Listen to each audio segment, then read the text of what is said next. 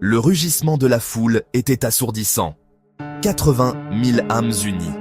Des drapeaux flottaient, des visages peints aux couleurs de l'équipe. L'air vibrait d'impatience. C'était la finale de la Coupe du Monde. Le score était égal. Les prolongations étaient terminées.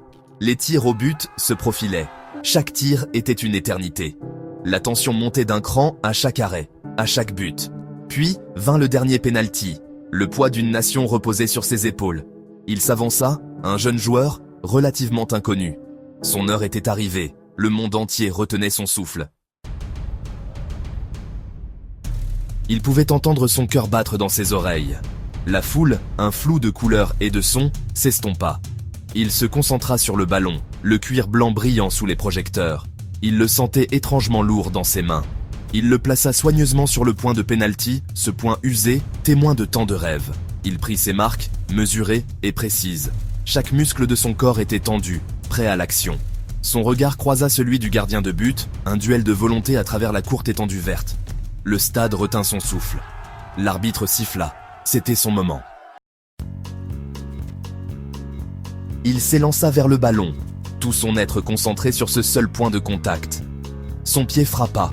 Il sentit la frappe familière, mais quelque chose n'allait pas.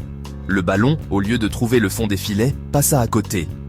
Il regarda, incrédule, son cœur se serrant dans sa poitrine.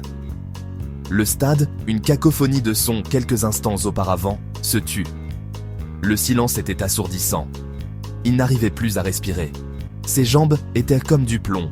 Son rêve, le rêve de son équipe, gisait brisé sur la pelouse impeccable. Le monde entier regardait, un soupir collectif figé dans le temps. Le poids de son échec l'écrasait. Ses coéquipiers se précipitèrent pour le consoler, leur visage marqué par la déception, mais leurs gestes ne pouvaient effacer l'erreur. Il les avait laissés tomber, il avait laissé tomber son pays. La longue marche hors du terrain était floue. Il pouvait entendre les acclamations victorieuses de l'adversaire, un contrepoint aigu au silence abasourdi de ses propres supporters. En quittant le terrain, il leva les yeux vers les tribunes, vers les visages des supporters. La déception dans leurs yeux reflétait la sienne. Il avait porté leurs espoirs et leurs rêves, et il les avait laissés tomber.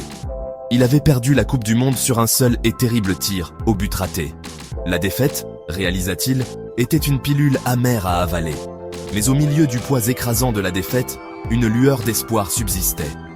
L'espoir qui vient de la passion partagée, de l'effort collectif, de la certitude qu'il y aurait d'autres matchs, d'autres occasions. L'espoir qu'un jour, il trouverait la rédemption.